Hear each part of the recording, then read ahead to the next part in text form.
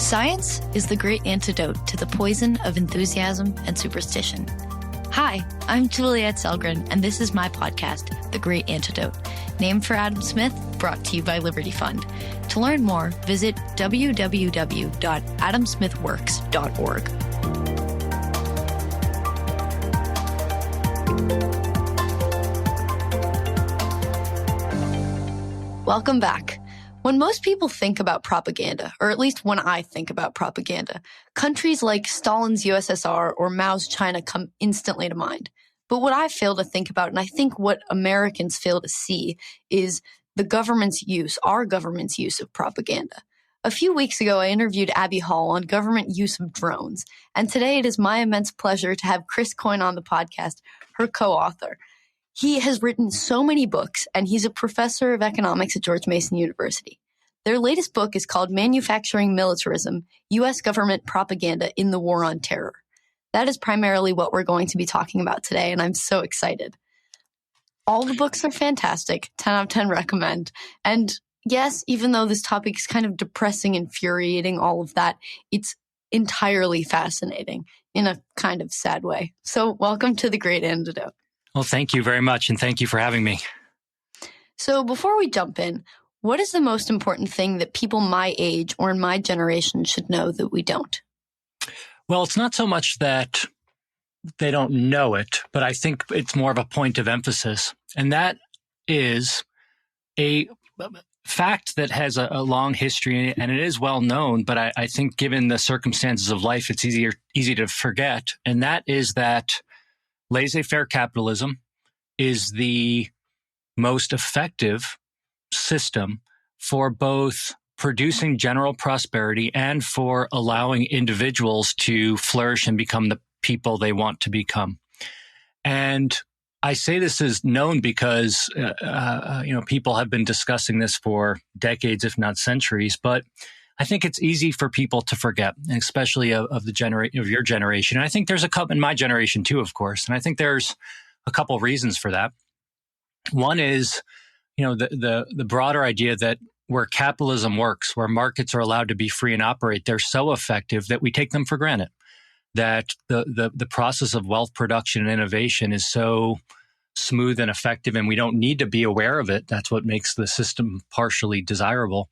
Also allows us to neglect it and to, in many ways, focus on the flaws rather than the beneficial aspects. The second aspect is simply world events. And since 2000, you have the 9/11 attacks, you have the financial crisis of 2008, and of course the pandemic and everything involved in that. And so I think from that perspective, it's very easy for younger people to kind of turn away from markets and the economic means of earning wealth and turning towards politics. And of course, all the negativity and division around the Trump administration, I think, contributed that too. And there's so much focus on politics now that I think it's very easy to forget, if not neglect, the important role of economic freedom in markets. Beautiful response. Thank you. Before we talk about your new book, I think it's essential to understand a few concepts from one of your other books, Tyranny Comes Home. In that book, you explain how many Americans believe that foreign military intervention is central to protecting our domestic freedoms at home. That's what domestic means, obviously. But what people aren't aware of is what you call the boomerang effect. Can you tell us what that is? Sure. And so, Tyranny Comes Home is the third book that I've worked on in kind of this series of the political economy of U.S. foreign intervention. The first two focused on the ability of military occupiers, U.S. military occupiers, to export democracy abroad. The second focused on the ability of U.S. policymakers, members of the military, and the international community to foster development and aid those in assistance through foreign aid of various sorts. And so those kind of focused on effects abroad. But one thing that I think is very important is that we tend to think of foreign policy as happening over there, somewhere foreign. And that, of course, is true. That's a crucial aspect of it. But one thing that I think that oftentimes neglects is that you can't separate foreign policy from domestic life. That is the design, implementation and execution of foreign policy can have real and long-lasting effects on the domestic fabric of life on a variety of margins, economic, political, social. And so what Tyranny Comes Home attempts to do is to explore some of the domestic effects of a proactive military policy where militarism dominates. Militarism referring to the primacy of military action as a means of interacting with others around the world. And what my co-author, Abby Hall, and I argue is that oftentimes, not always, but oftentimes, the acts that are undertaken abroad, either preparing for foreign intervention or actually executing foreign intervention, return home. So it's like a well-thrown boomerang, if you think about it, returns to the thrower. And when a government adopts a aggressive, proactive, militaristic foreign policy, we argue it oftentimes returns home. And that's the logic of the boomerang effect. And then what we do is identify kind of several channels through which it can return back to America, or to the throwing nation, if you will, and then apply that to a variety of case studies, things like surveillance, militarization of police. When I think about the boomerang effect, I immediately think about the NSA spying on Americans in the name of collecting information about foreign terrorists. This to me is, I don't know, it just gets me the wrong way, like so many things, but that is my biggest issue, I guess, because it was such a secret. I mean, who knows what else is a secret at this point? No, feel free to comment on that, right? Yeah. But what are some other examples of the most striking cases of the boomerang effect that you think people should know about? No, I think you're exactly right that the surveillance state is perhaps the best example, and for a variety of reasons. But people today tend to think of the surveillance state in conjunction with the revelations by Ed Snowden, who whether people agree or disagree with what he did in revealing that information is beside the point. What it revealed is the operations, or at least some of the operations, as you rightfully pointed out. We don't know the full extent of the operations or other government operations because of secrecy, and we can return to that in a moment. But we know some of the operations, and we know that they were extensive, and that there is good reason to believe they were in violation of the Constitution, that they violated the fundamental rights and liberties of certainly members of the U.S. population, and one can argue members of foreign societies as well. And so you bring in that international law as well. But, in some sense, it wasn't known and it isn't new, but in another sense, it is. People forget. People have a short memory. They suffer from presentism. Whatever's happening now, they focus on. But, a lot of these issues were at play during Vietnam. There's something called the Church Committee. And what the Church Committee did, which was a government investigation of illegal surveillance by the CIA, the FBI, and the NSA. And so if and these reports are readily available. And if one was to go look through them, they would, and they're thick. I mean, they're very dense. There's volumes of these reports. But if you read through them, what you see is really Ed Snowden didn't reveal anything new. It was like the same old.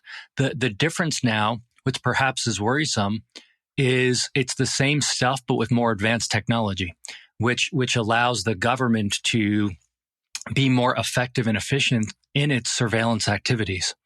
And of course, even before the Church Committee report in the 70s, you can go back before that, and the U.S. government was doing this. The surveillance state is actually what motivated the book. When Snowden made those revelations, I started reading because I was like, I know this thing called the NSA. I know this agency exists, but I really don't know a lot about it. So I just started doing some background reading, and the NSA in its current manifestation, I think, was founded in the early 50s, 1952 or 53. But if you start going back further, it didn't just fall from on high.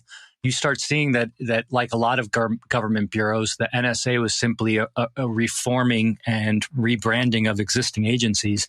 And you can actually trace it all the way back to, the early 1900s and the American occupation of the Philippines. in the late 1800s into the early 1900s, and efforts by American occupiers to surveil and control insurgents in the Philippines. And then when that occupation ended, the people that had set up that apparatus in the Philippines came back to America and took that knowledge and those skills that they had developed and eventually implemented them domestically. And that's the origins of the surveillance state here. And that's kind of highlights the boomerang effect quite nicely. The original intention, in that occupation of the Philippines, it's not like anyone sat down and said, well, let me set up this surveillance apparatus so then I can use it against the American populace when we're done here. And certainly no one could have envisioned the war on terror following the September 11th attacks. And you can see how these initial efforts to intervene in other societies and control other people can have these really long-lasting effects that influence the fabric of American life. And so I think it very nicely captures the point. As you pointed out, that's only a small slice of what we know. I mean, there's so much we don't know because of the secrecy, and that secrecy then leads into a whole host of interesting dilemmas. It kind of makes you think, like, what else is happening that we just don't know about, that we easily could see, but that is covered in such a way that we just aren't aware. But speaking about the war on terror, what is the difference between that and traditional military intervention? Yeah, so I think in some sense, not much, in another sense, many things. And in some sense, the many things is the context. And so the uniqueness of the war on terror, I think, and when I say it's the same, there's a lot the same. It's the U.S. government utilizing the national security state. So that's the military itself, the surveillance apparatus we were just talking about, and the whole array of bureaus and agencies and contractors involved to engage in an array of operations under the broad purview of national security. But I think the difference and the unique aspect of it is there's a few. One is the fact that there was no defined target. So it's not like, in other words, where there's a defined enemy, whether that's a country or a military or a specific group, where you can say, okay, we are fighting, the United States government is fighting against that group that can be kind of delineated, however you delineate it. Instead, this was a war on terrorism and terrorists. And if you start trying to unpack that terminology and those categories, you realize it's so broad, and it really depends on who's doing the defining. And so it's a faceless enemy, a nameless enemy. And that makes it quite problematic. And because what would it mean to defeat and win the war on terror? If you go back to the early days, right after 9/11, when George W. Bush is speaking to the media and then to Congress, he uses very broad terminology. We won't stop until all terror is eradicated globally, which in some sense is an absurd claim, because terror is a psychological effect that has been part of human existence since humans existed. Some people have utilized a variety of tools to instill fear and terror in other people. And so you can't get rid of that. So in some sense, the war itself, to the extent it was a war, it was unwinnable by definition. But then even then, the other issue and the unique aspect of this is the nature of the battlefield, where, again, it wasn't like a war was taking place in a certain predefined area when something like terrorism, and terrorists is the goal. It is the entire globe that is the battlefield. And that's problematic because it allows the government executing that war, so driven by the United States and then other allies that were involved, to have kind of carte blanche to do whatever it wants in the name of engaging in warfare for supposedly the public and global good. Nothing's off limits. That then opens the door for things like surveillance. These things all feed into one another, because if there's no predefined enemy, that means everyone is a potential terrorist threat, including citizens, including you, me, everyone else.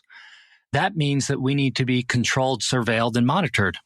And that's problematic because if you understand the dynamics of how governments operate and government power operates, once you kind of let the genie out of the bottle, to use a well-known phrase. It's very hard to get it back in. Or some people talk about, once you get the toothpaste out of the tube, it's really hard to get back in. And it's the same kind of thing here.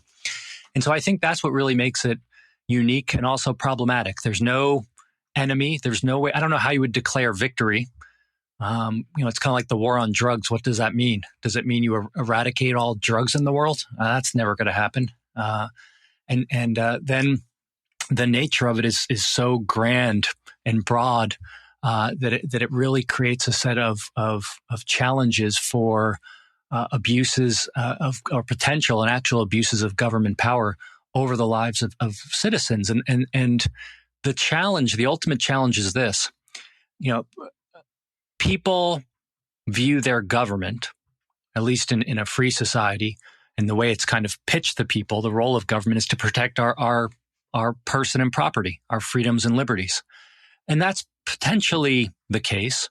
But of course, when you concentrate significant amounts of power in the hands of a small number of people in the name of protecting freedoms, person and property, they can also use that same power to undermine those things. And that's the risk and concern. And that's what I think is the core challenge with things like the war on terror in general, but I think the security state in general, well beyond the war on terror. And we'll get into the effect on free society in a little bit. What I was thinking about as you were talking about the war on terror won't end until we've eradicated terror is that instills terror. So it's kind of ironic and never ending. It kind of gives this undefined, kind of uncontrollable power because you're afraid that there is terror. And so the government is kind of terrorizing you. And I don't know. No, I think you're exactly right. Anytime the government elevates something and places it on a pedestal, kind of makes it issue number one or number two, a high-ranked issue in people's minds, it's going to elevate that in terms of what people pay attention to. And, there is an argument, and scholars have talked about this, people that talk about and study terrorism, that when you give legitimacy to terrorism and terrorist organizations, you actually incentivize terrorism, which is counterintuitive to a lot of people, but also counterproductive from the perspective of the stated goal of eradicating terrorism. And so think about something like Al-Qaeda. Think about the marketing victory for them as an organization when the most powerful government in the world gives them legitimacy by saying, we need to fight this organization because they pose such a significant threat to Americans and to others. I mean, you can't get a better endorsement.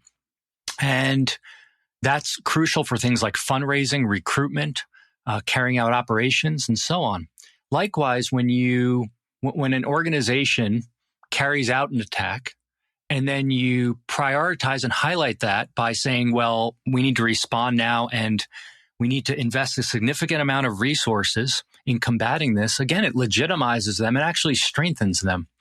And so that's just one slice where activities in the name of counterterrorism might, in principle and in practice, actually have the counterproductive effect of increasing and expanding terrorist activities. And, again, that's hard for a lot of people to get their heads around, but I think it's an important and oftentimes overlooked point.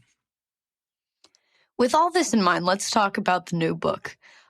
So in order for the military, the government, to expand this,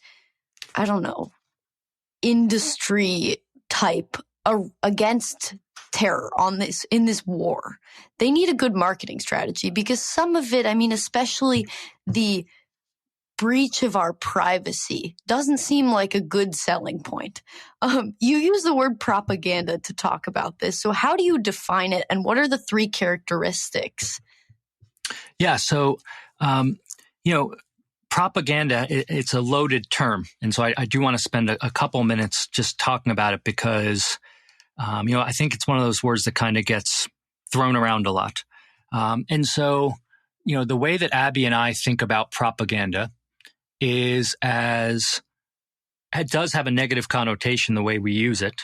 And that negative connotation is to provide information that is either biased or misleading to promote a certain political cause. And so the first kind of characteristic, the way we define it and delineate it, is that propaganda is purposefully biased or false. The second is that it's used to promote some kind of political cause. And the third is that it's undesirable from the perspective of the recipients because they are unable to make an informed judgment. They only are receiving part of the information. And, some people will say, well, what's the difference between propaganda and advertising?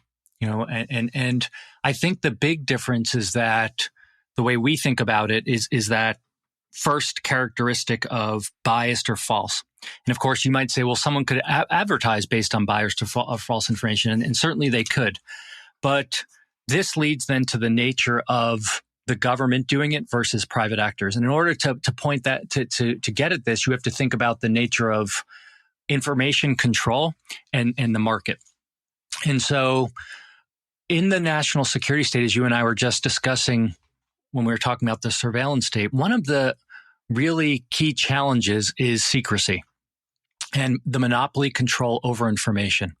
Now, you can see why people might make the argument that the national security state needs to maintain secrecy. They'd say, look, there's matters of national security, and there's certain crucial information that if it fell into the wrong hands could do great harm to the very people that the American government is tasked with protecting. You say, all right, I get that. That's not, a preposterous claim. But of course, the risk is when you grant people monopoly control over information in the name of protecting people, as we were just talking about, they can use that information to manipulate people. And so one of the differences with advertising of, think about any kind of consumer product is there's contestability. There are ways for people to check that information either directly or indirectly. Directly by saying, you can have a consumer reports saying that this product claims that it does X, Y, and Z, but we did tests on it and it actually does A, B, and C, or it doesn't do, X, Y, and Z, and we can report on that. Indirectly, people can check that by saying, look, they offer this product. I instead offer this product or service. And it is better than theirs or my competitors for whatever reasons. And that competitive process allows for contestability over products. There's no analogous mechanism in government. National security is carried out at the national level. So it's not like you have contestability among subunits or subnational units of government. You might say, well, there's checks and balances in place. There's congressional oversight committees. There's various, there's like this, the inspector general that kind of serves as a check and auditor of government agencies. And those things do some things.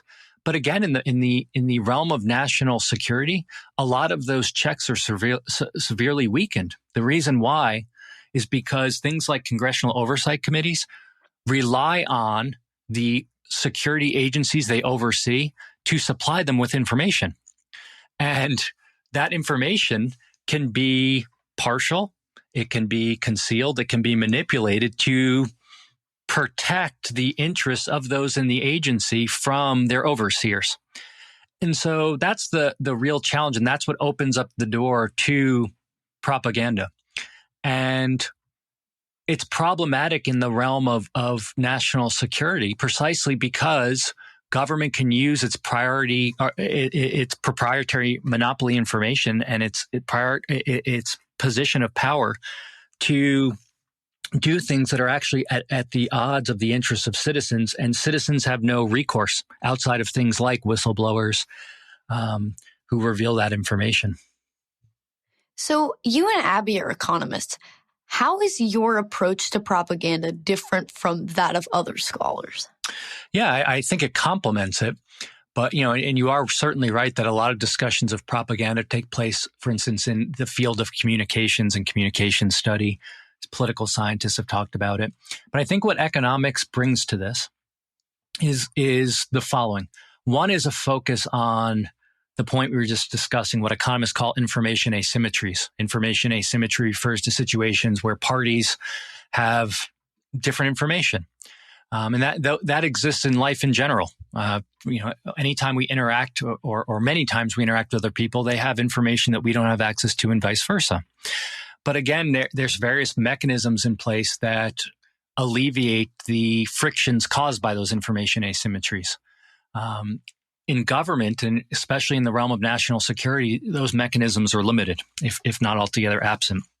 And so I think that economists focus on information asymmetries and the frictions, what people call either market failures in the case of markets or government failures in the case of government, is one key aspect. And then I think the other aspect is focusing on the economic analysis of government, what falls under the purview of political economy or public choice economics, to understand how the political apparatus operates, the incentives at work, the epistemic or knowledge issues at work, and then how those things play out in the realm of, in this case, national security policy. How is propaganda, especially in relation to the war on terror, how has it evolved over the years, and what does it look like? Sure.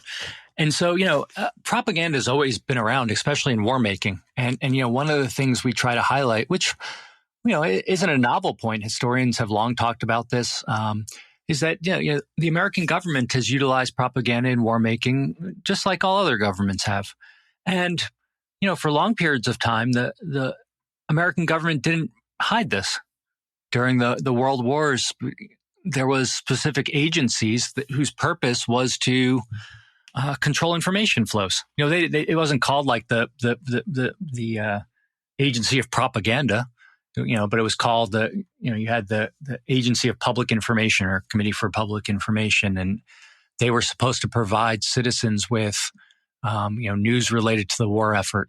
But of course, now that we have access to the information behind these efforts, the purpose was to provide select information to both obtain initially and then maintain support for government efforts.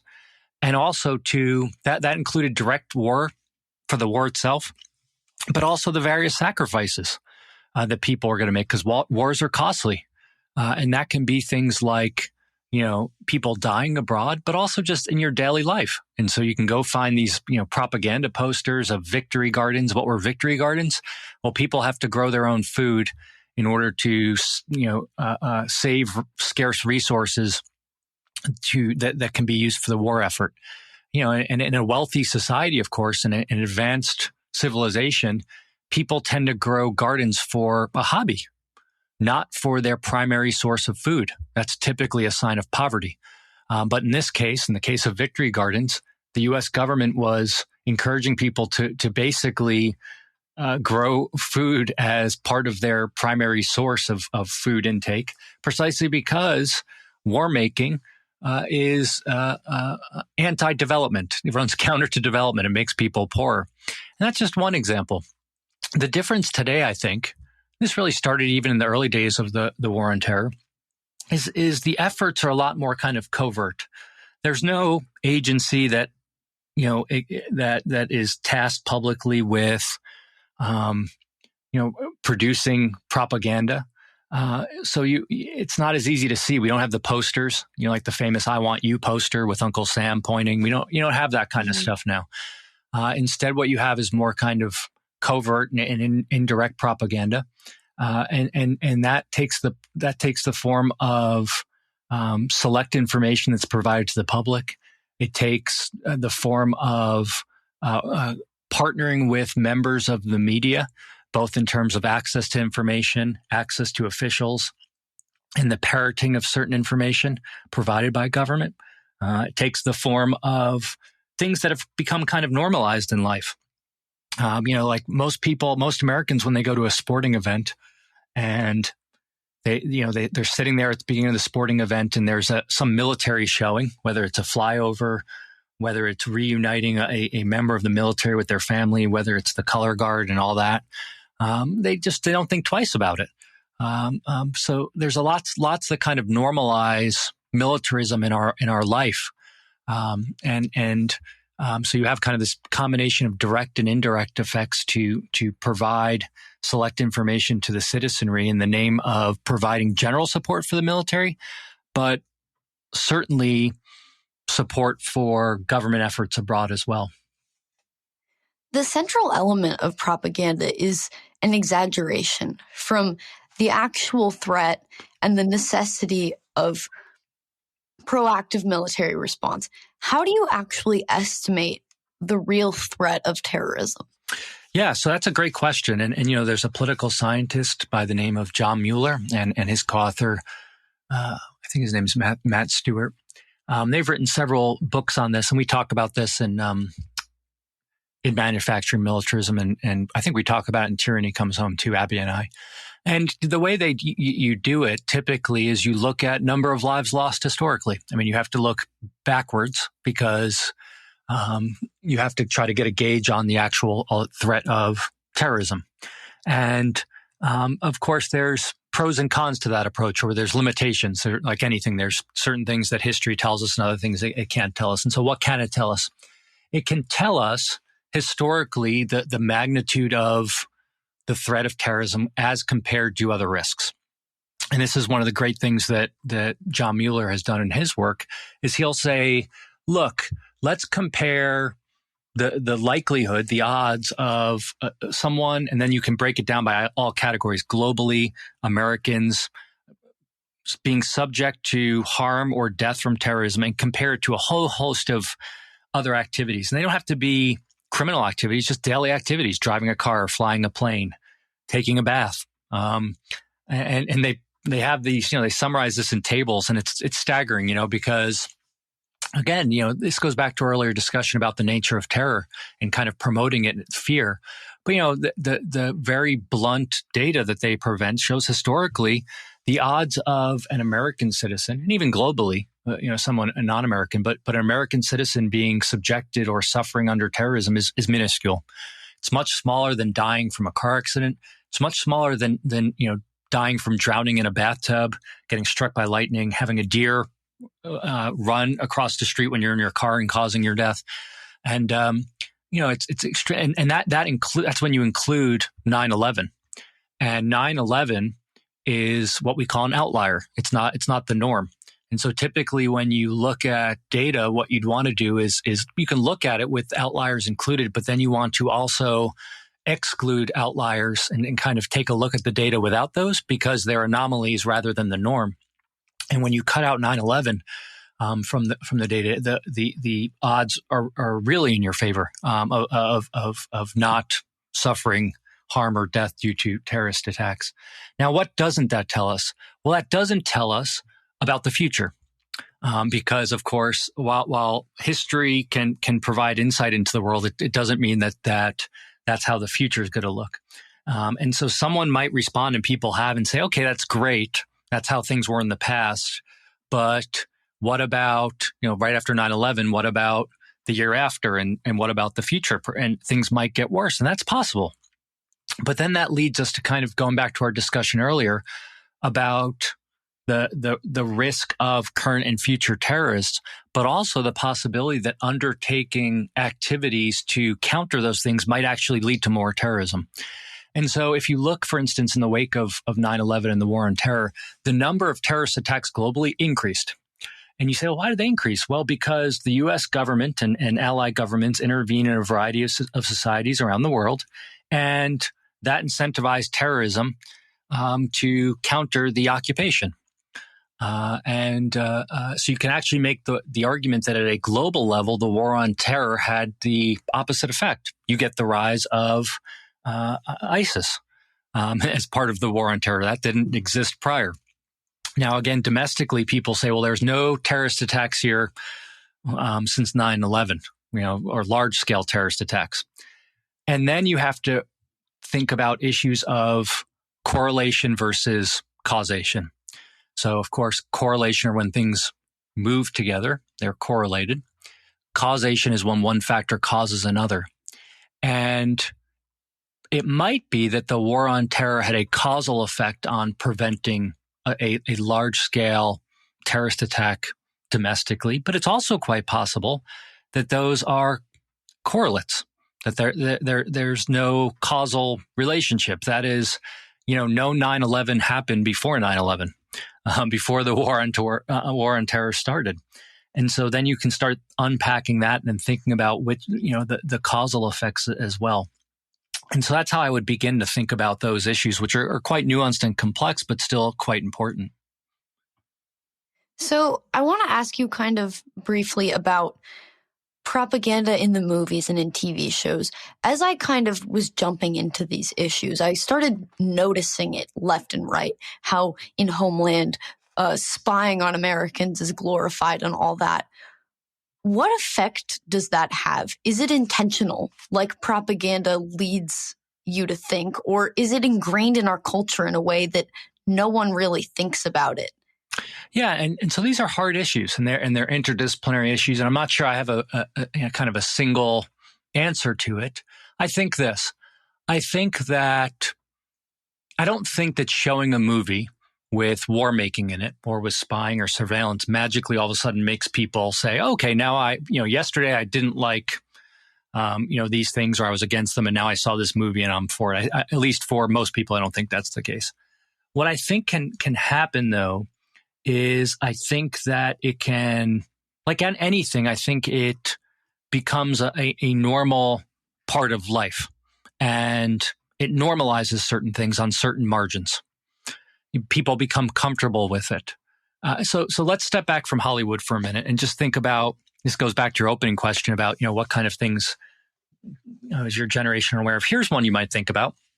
For anyone who wasn't old enough or wasn't born yet after the 9/11 attacks, when they go through airport security, they'll never experience like what I experienced prior to 9/11. And I didn't experience what people before before I was born in the late 70s experienced with airport security, which was quite minimal. So what do I mean by that? Now you go through airport security, it's very regimented.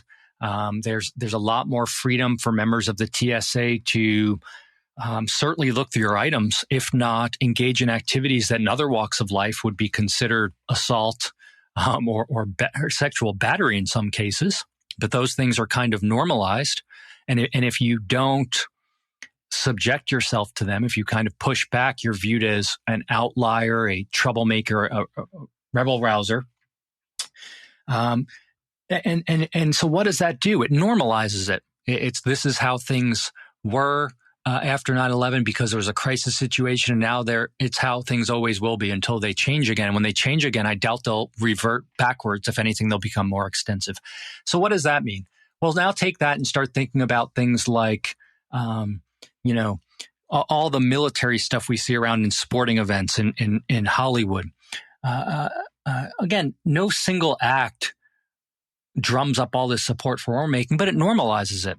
And the involvement of the DoD in these kind of things, the problem is it's going to be biased in one direction. What I mean by that is, the way we talk about it in the book and as we explored this, really the Department of Defense and other government agencies involved in this, they subsidize movie production. They allow people to have access to military equipment, to training facilities, to members of the military, but they have influence over the material. They get sign off on it. And so, of course, if you're filming a movie, that has a military element to it, and you want the setting, you want the equipment, and you can get access to that through the Department of Defense, that's nice from a bottom line standpoint, as compared to having to go create or finance all this on your own. And then you ask yourself, okay, but what's the influence of the military going to be like? Let's say it was a film that was anti-war or anti-government, or revealed, it doesn't have to be anti-government, just it revealed the true atrocities of war, or it had an element that highlighted the atrocities done by U.S. troops in war in a historical setting.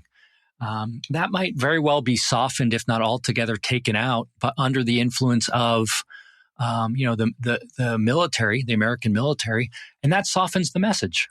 And some movies, have explicit propaganda content to them. I mean, think about like something like Rocky IV. where it's Rocky Balboa, the American versus the Soviets.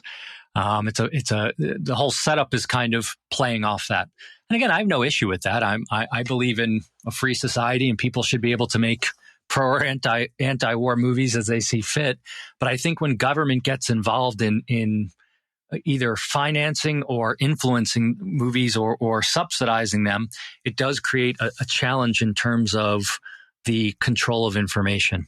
And so I don't want to overstate our argument. It's not like people go see a movie and then all of a sudden they are rah, let's go to war. I think it's just another element that normalizes it, and one we should be aware of. And I'm fine enjoying those type of movies. I enjoy them myself. I like Homeland. I like lots of shows like that, and even though I work in this area, but it is something that I'm cognizant of and I think about when I see it. And I mean, I had no idea that they even had that influence, as minimal as it might be, which is just really something that we should be aware of. Okay, so to close up, the main takeaway from the book is that propaganda that's meant to allow the military to have its freedom to protect us might not be making us all that much safer. And ultimately, that threatens the foundations of our free society. So how does it threaten us, and how worried should we be about this? Yeah, so my frame of viewing all this is one I raised earlier, which is, I view the state apparatus as a potential threat to the well-being, the freedom and liberty of individuals that live under that state, in addition to those that live outside of that state but are subjected to its influence. And of course, this idea is not novel to me. People have talked about this for centuries.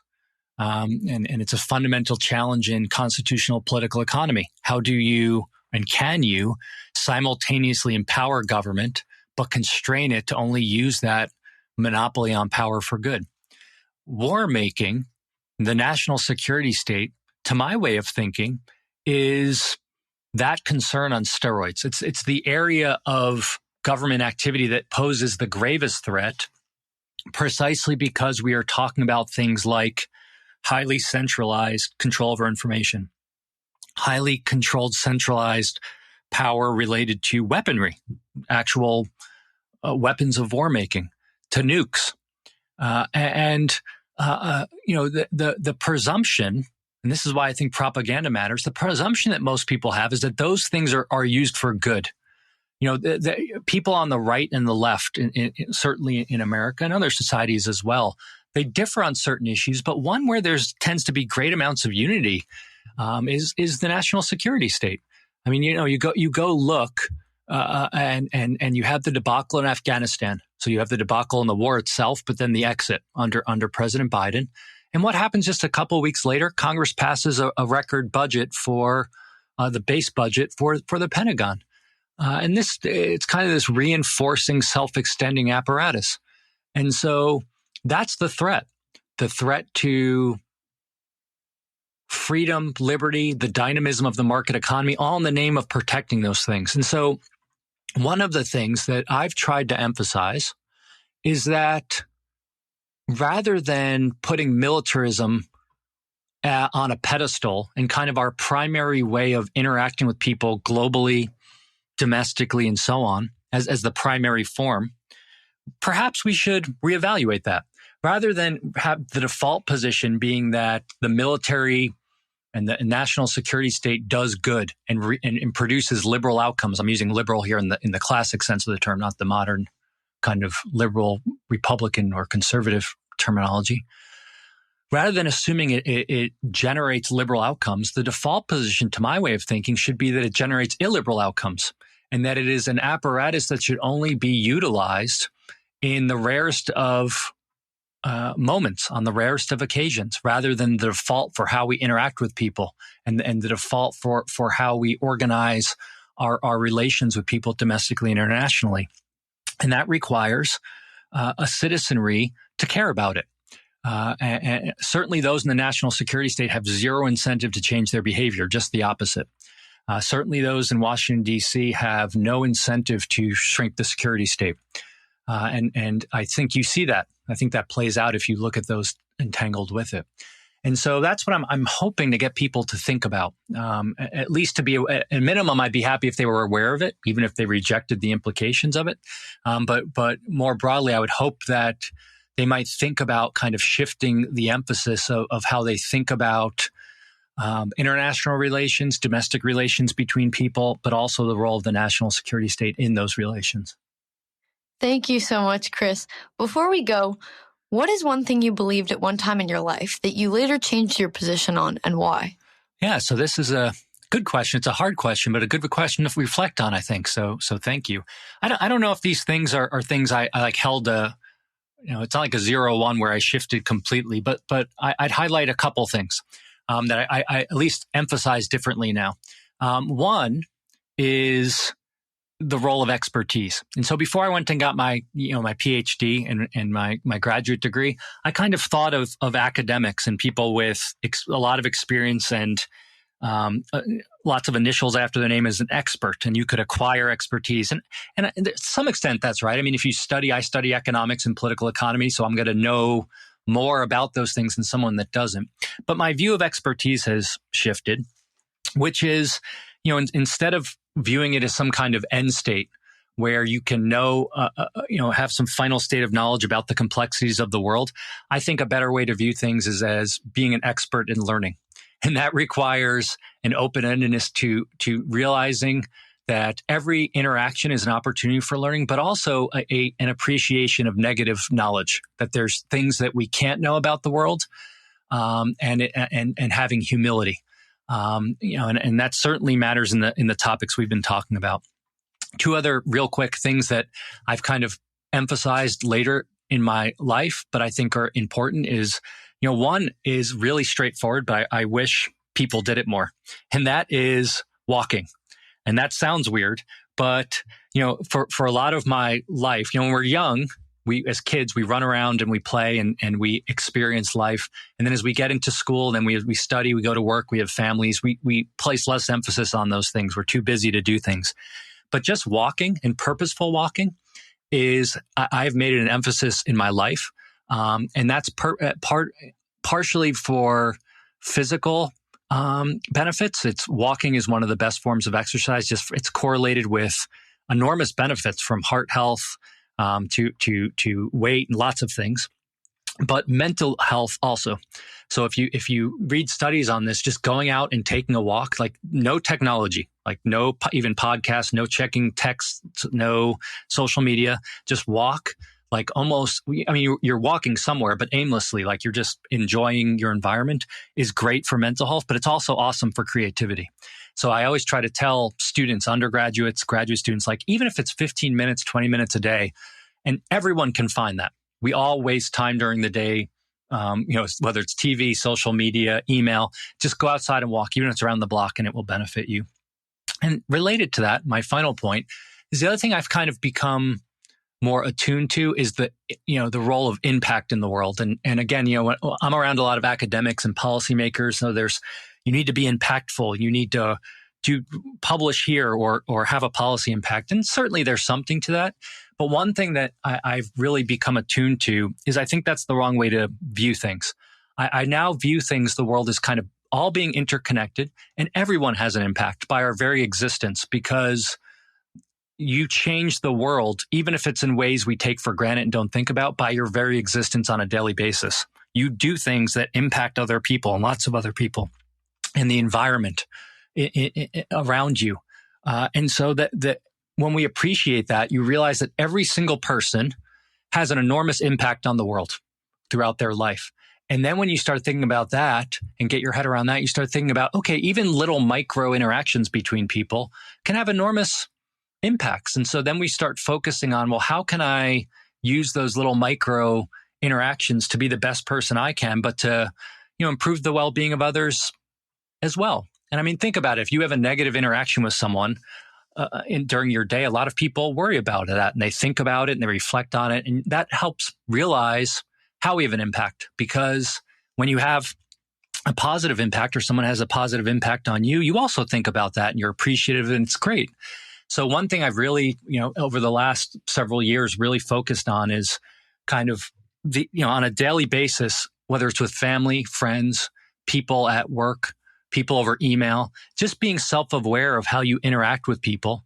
And I think this is especially important in the kind of divided world we're in now, especially with social media and everything, and trying to see the best in other people's intentions and being purposeful in how we react to people, even when they're doing things that are the equivalent of being rude or, to you.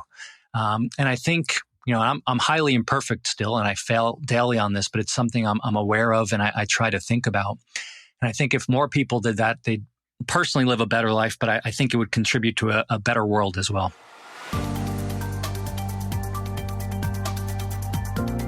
Once again, I'd like to thank my guest for their time and insight, and I'd like to thank you for listening to the Great Antidote podcast. The Great Antidote is sound engineered by Rich Goyette. If you have any questions, any guests or topic recommendations, please feel free to reach out to me at thegreatantidote@gmail.com. Thank you.